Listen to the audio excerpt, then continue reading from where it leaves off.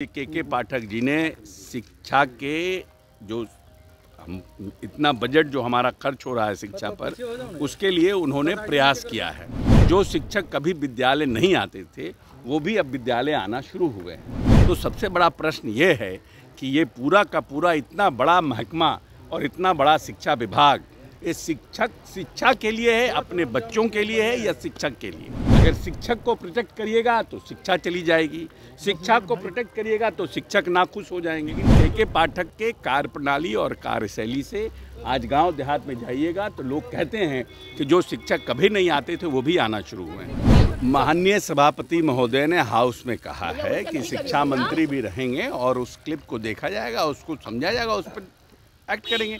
तो आप सभापति को निर्णय करने दीजिए। विधान परिषद में ये प्रश्न उठाया गया था, सभापति ने उस पर कहा है, संज्ञान लिया है। के पाठक की ईमानदारी पर भी सवाल खड़े हो रहे हैं। नीतीश कुमार ने कल कहा कि वो ईमानदार है, आप मानते हैं कि वो ईमानदार है? लेकिन देखिए, मैं ये मानता हूँ कि के पाठक जी ने शिक्षा के जो हम इतना बजट जो हमारा खर्च हो रहा है शिक्षा पर, उसके लिए उन्होंने प्रयास किया है। जो शिक्षक कभी विद्यालय नहीं आते थे वो भी अब विद्यालय आना शुरू हुए हैं। तो सबसे बड़ा प्रश्न ये है कि ये पूरा का पूरा इतना बड़ा महकमा और इतना बड़ा शिक्षा विभाग, ये शिक्षा के लिए है, अपने बच्चों के लिए है या शिक्षक के लिए? प्रश्न ये है। अगर शिक्षक को प्रोटेक्ट करिएगा तो शिक्षा चली जाएगी, शिक्षा को प्रोटेक्ट करिएगा तो शिक्षक नाखुश हो जाएंगे।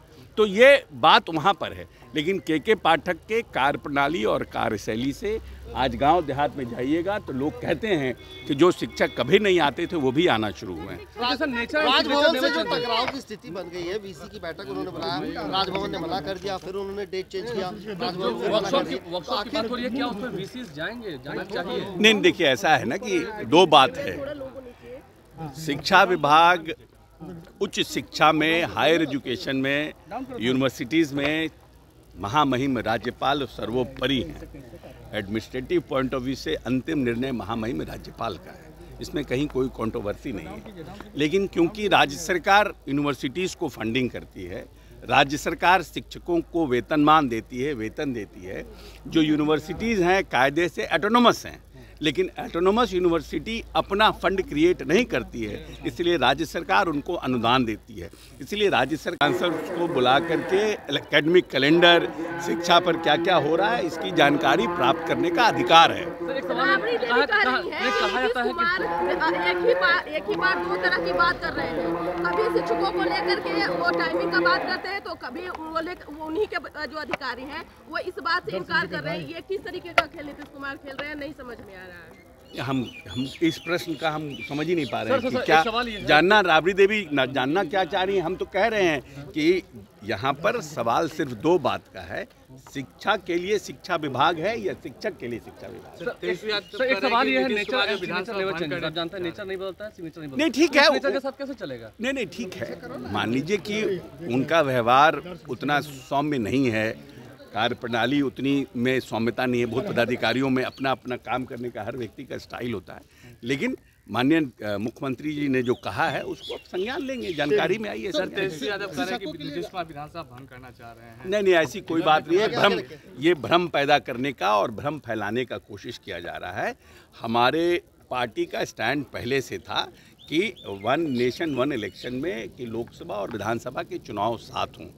माननीय पूर्व राष्ट्रपति रामनाथ कोविंद जी ने एक बैठक बुलाई थी जिसमें पॉलिटिकल पार्टियों को बुलाया गया था, जिसमें हमारे पार्टी के लोग भी गए थे, जिसमें हमारे पूर्व राष्ट्रीय अध्यक्ष ललन सिंह जी और संजय झा जी उस मीटिंग में गए थे और उन्होंने पार्टी का पक्ष अपना रखा है। लेकिन ये सब निर्णय होते होते बहुत समय लगेगा, इसलिए उसको दूसरे तरह से दुष्प्रचार किया जा रहा है।